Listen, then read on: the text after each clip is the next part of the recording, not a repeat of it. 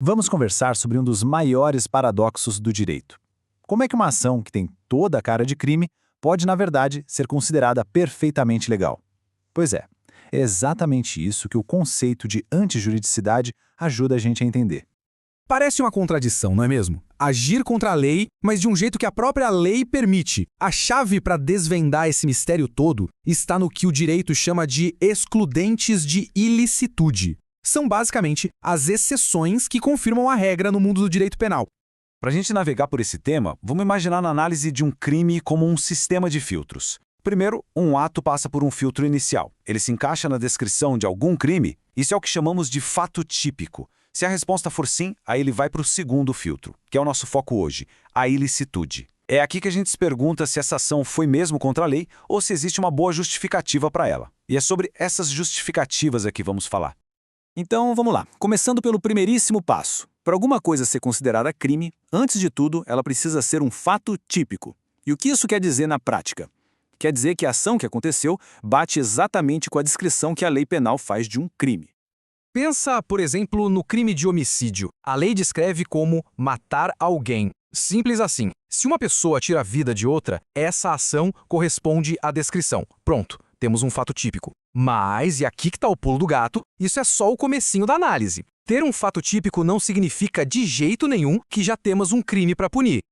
E é aqui que a gente entra no coração da nossa conversa, o segundo filtro, o da antijuridicidade, ou como também é chamada, ilicitude. Depois que a gente identifica um fato típico, vem a grande questão. Essa ação foi realmente contrária ao direito como um todo? Ou será que, numa situação muito específica, a própria lei deu um, digamos, sinal verde para essa conduta? É como se o sistema jurídico olhasse para a situação e pensasse: "Espera um pouco, essa ação foi mesmo errada?" A regra geral, claro, é que todo fato típico é também ilícito, mas essa regra não é absoluta, de forma alguma. Ela pode ser deixada de lado se a ação se encaixar em uma das causas de justificação, que funcionam como verdadeiras permissões da lei. Certo, mas que permissões são essas, afinal? O nosso Código Penal prevê 4 situações principais que tornam uma ação lícita, mesmo ela sendo típica. São elas: o estado de necessidade, a legítima defesa, o estrito cumprimento de dever legal e o exercício regular de direito. Vamos dar uma olhada em cada uma delas. Começando pelo estado de necessidade. Tenta imaginar um cenário bem dramático. 2 valores importantes, os dois protegidos pela lei, entram em conflito. E para salvar um deles, o outro precisa ser sacrificado. Simplesmente não tem outra saída. E aqui, olha só, já temos uma distinção fundamental. No estado de necessidade, não existe um vilão e um mocinho, um certo e um errado. O que existe são 2 interesses legítimos em rota de colisão. Isso é totalmente diferente da legítima defesa, onde tudo se baseia numa reação contra uma agressão que é injusta. A definição mais formal, como a gente vê aqui na citação, fala exatamente sobre esse conflito inevitável. É uma espécie de escolha trágica imposta pelas circunstâncias, sabe? O exemplo clássico é o de alguém que arromba a porta de uma casa para escapar de um incêndio. O direito à propriedade é sacrificado, claro, mas para proteger um bem muito maior, a vida.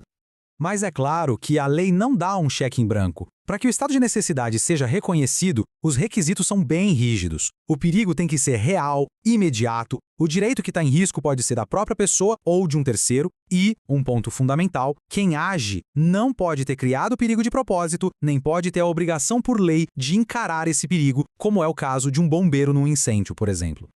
Agora vamos para a justificativa mais conhecida de todas, a legítima defesa.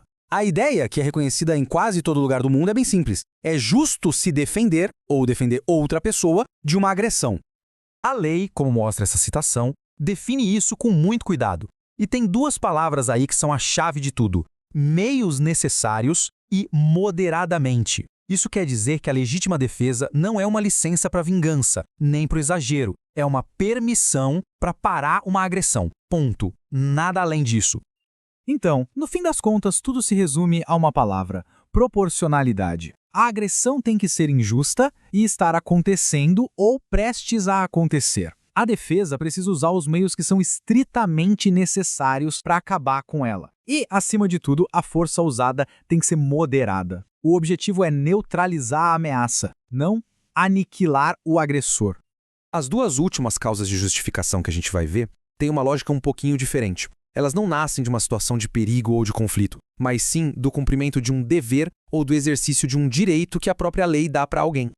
O estrito cumprimento de um dever legal é o caso clássico do agente público. Um policial que precisa usar a força para fazer uma prisão legal está tecnicamente cometendo lesão corporal ou constrangimento ilegal. Só que a ação dele é lícita, porque a lei não só permite, como exige que ele faça aquilo. Já o exercício regular de um direito é uma permissão que vale para qualquer cidadão. E o exemplo dos ofensículos ilustra isso muito bem. Colocar uma cerca elétrica ou cacos de vidro no muro para proteger a própria casa é criar uma situação que pode sim machucar alguém. Mas a lei entende isso como um exercício legítimo do direito de proteger a propriedade. Claro, desde que esses mecanismos de defesa estejam visíveis e sejam proporcionais. Mas, e este é um ponto importantíssimo, nenhuma dessas justificativas é um passe livre. Elas funcionam como uma autorização, mas uma autorização com limites bem claros. E quando a pessoa ultrapassa esses limites, ela entra no que o direito chama de excesso. O que acontece quando a defesa continua mesmo depois que o agressor já foi dominado? Ou quando, para salvar um objeto de pouco valor, alguém acaba destruindo um bem muito mais valioso? É exatamente aí que a linha é cruzada. A lei aqui é implacável. A pessoa vai responder pelo excesso. Aquele ato que começou lícito se transforma num crime. Se o excesso foi de propósito, o crime é doloso. Se foi por falta de cuidado, é culposo. É como dizem, o escudo da justificação se quebra no exato momento em que a moderação acaba. Isso tudo nos leva à reflexão final. Onde exatamente termina a justiça e começa o excesso? Essa linha, como a gente viu, é incrivelmente tênue. É decidida nos detalhes de cada situação. Entender essas justificativas é entender que, no direito penal, o contexto é soberano. E que a diferença entre um ato legítimo e um crime pode estar nesse equilíbrio frágil entre o que é necessário e o que é moderado.